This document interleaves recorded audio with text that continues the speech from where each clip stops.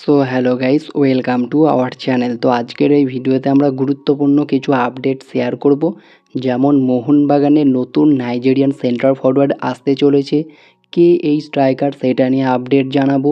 মোহামেডান এসির নতুন জার্সি নিয়ে আপডেট জানাবো, অফিসিয়ালি লঞ্চ হয়ে গেল। ইস্ট বেঙ্গলে এফসি গোয়ার বিদেশি যোগ দিচ্ছে, কোন বিদেশি? কেরালা ব্লাস্টার্স এফসির একাধিক প্লেয়ার দল ছাড়ছে। চেন্নাইন এফসি তারা কিন্তু দল গোছানো শুরু করেছে, কোন কোন প্লেয়ারকে তারা দলে নিচ্ছে সেটা নিয়ে আপডেট জানাবো। এবং ফরমার কেরালা ব্লাস্টার্স এফসির প্লেয়ার আলেকজান্দ্রে কোয়েফ, তিনি আবারও আইএসএলে ফিরে আসছে। কোন ক্লাব তাকে নিতে ইন্টারেস্টেড? দুটো ক্লাব মেনলি তাকে নিতে চাইছে। তো এই বিষয়টা নিয়েও আপডেট জানাবো। ভিডিওটা খুবই ইন্টারেস্টিং হতে চলেছে, শেষ পর্যন্ত দেখতে থাকো। আর এই চ্যানেলে যারা প্রথমবার এসেছো তারা অবশ্যই সাবস্ক্রাইব করে পাশের বেল আইকনটিতে অল প্রেস করে দিও, তাহলে পরবর্তী ফুটবল রিলেটেড যে সমস্ত আপডেট তোমরা একদমই মিস করবে না। তো যদি আমরা প্রথমেই চেন্নাইন এফসিকে নিয়ে কথা বলি, তো চেন্নাইন এফসির নতুন হেড কোচ কিন্তু ক্লিফোর্ড মিরান্ডাই হতে চলেছে সামনের মরশুমেও। লাস্ট ইয়ার তিনি চেন্নাইন এফসিতে হেড কোচ হিসাবে যোগ দিয়েছিলেন এবং আরও একটা মরশুম তার উপরেই ভরসা রেখেছে চেন্নাই ম্যানেজমেন্ট। চেন্নাইন এফসি কিন্তু এবার ট্রান্সফার মার্কেটে অ্যাক্টিভ হয়েছে, একের পর এক ভারতীয় প্লেয়ারকে সই করিয়ে চলেছে। প্রথমে ব্রাইসন ফার্নান্ডেজ এবং তারপরে আরও একজন এফসি গোয়ার তরুণ প্লেয়ার আয়ুষ ছেত্রী, যিনি একজন প্রপার সেন্ট্রাল মিডফিল্ডার।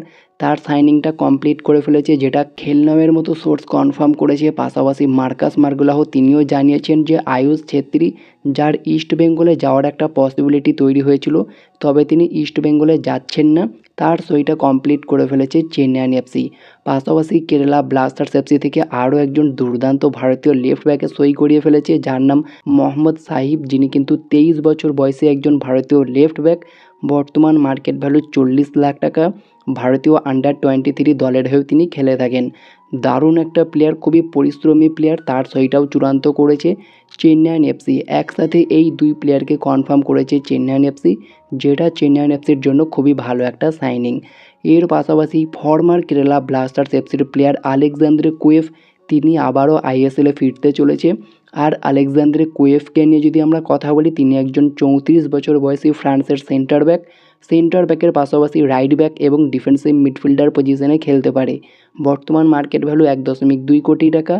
বর্তমানে উইদাউট ক্লাবে রয়েছে, আর আইএসএলের দুটো ক্লাব তার সঙ্গে কথাবার্তা শুরু করেছে।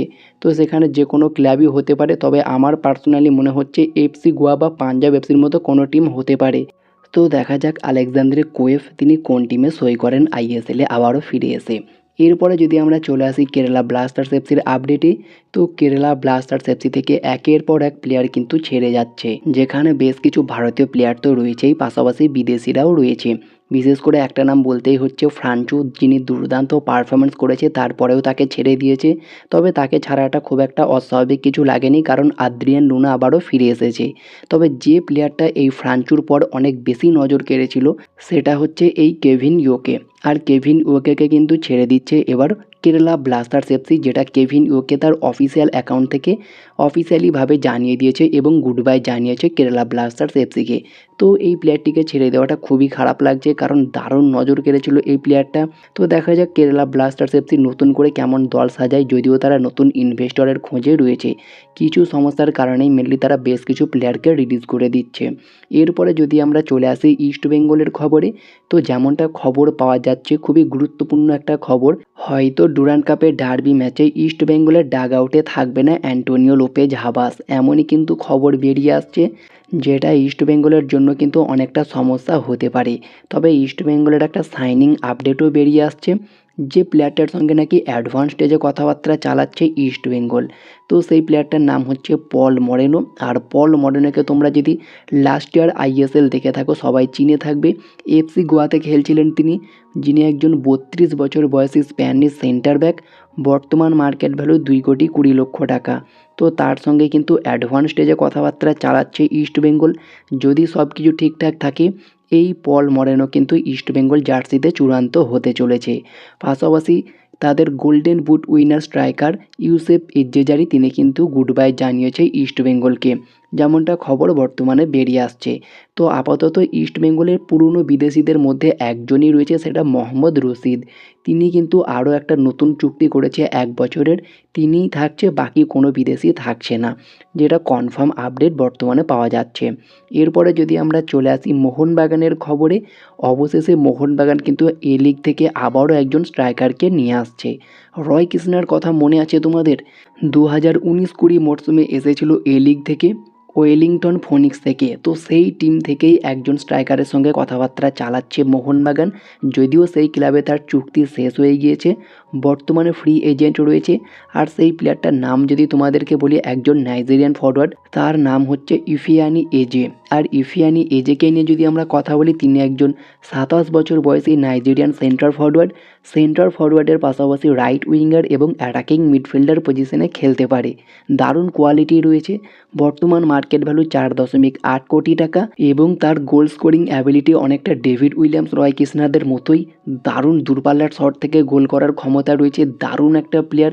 রয় কৃষ্ণা, ডেভিড উইলিয়ামসরা যেরকম পারফরমেন্স করেছিল সেরকমই কিন্তু বর্তমানে পারফরমেন্স করছে, তবে জানি না আইএসএল এসে তিনি কত ভালো খেলবেন। তবে সেই টিম থেকে আসছে, হয়তো নজর কাটতেই পারে নাইজেরিয়ান ফরওয়ার্ড, আর নাইজেরিয়ান ফরওয়ার্ডরা কিন্তু বেশ ভালো খেলে থাকে, অনেক সাফল্যও পেয়েছে আইএসএলে। বিশেষ করে লাস্ট ইয়ারের একটা নাম বলতেই হয়, ইফং এনসুঙ্গুসি, পাঞ্জাবের হয়ে দুরন্ত খেলেছে। তো যদি এই প্লেয়ারটিকে চূড়ান্ত করতে পারে মোহনবাগান, তাহলে কিন্তু ভালো একটা ডিল হতে পারে। তবে কার জায়গায় আসবে? মেনলি রবিনোর জায়গাতেই আসতে পারে, তবে আমাদেরকে আরও কিছু সময় ওয়েট করতে হবে। এটা এখনও চূড়ান্ত হয়নি, এখনও রিউমোর পর্যায়ে রয়েছে। তো যদি এই স্ট্রাইকারটা চূড়ান্ত হয়ে যায়, কিন্তু খুবই ভালো একটা সাইনিং হবে, জেমি ম্যাকলারেনকে টেক্কা দেওয়ার মতোই একজন স্ট্রাইকার। তো যদি এই সইটা কমপ্লিট হয়, আমি মনে করছি মোহনবাগানের জন্য আরও একটা বেস্ট সাইনিং আমরা দেখতে পেতে পারি। তো তোমাদের কি মনে হয়, রবসনকে ছেড়ে কি এই স্ট্রাইকারকে কনফার্ম করা উচিত মোহনবাগানের? অবশ্যই তোমাদের মতামত তোমরা কমেন্টে জানিও। এরপরে সর্বশেষ যে আপডেটটা নিয়ে আমরা কথা বলবো, যেমনটা তোমাদেরকে ভিডিওর প্রথমেই জানালাম যে মোহামেডান এসসি তারা তাদের নতুন জার্সি লঞ্চ করেছে অফিসিয়ালিভাবে। তো গতকালকেই কিন্তু মোহামেডান এসসির অফিসিয়াল অ্যাকাউন্ট থেকে এই পোস্ট করা হয়েছে, যেখানে তারা তাদের নতুন জার্সি লঞ্চ করেছে। তো আপকামিং মরশুমে মোহামেডান এসসির নতুন জার্সি কিন্তু এটাই হতে চলেছে। তো জার্সিটা কেমন হয়েছে তোমরা অবশ্যই কমেন্টে জানিও। তো এই ছিল আজকের ভিডিওটি ভালো লাগলে লাইক শেয়ার কমেন্ট করে চ্যানেলটিকে সাবস্ক্রাইব করে দিও, পাশে থাকা বেল আইকনটি ক্লিক করতে একদমই ভুলো না। তো দেখা হচ্ছে নেক্সট কোনো ভিডিওতে। Bye bye, have a good day.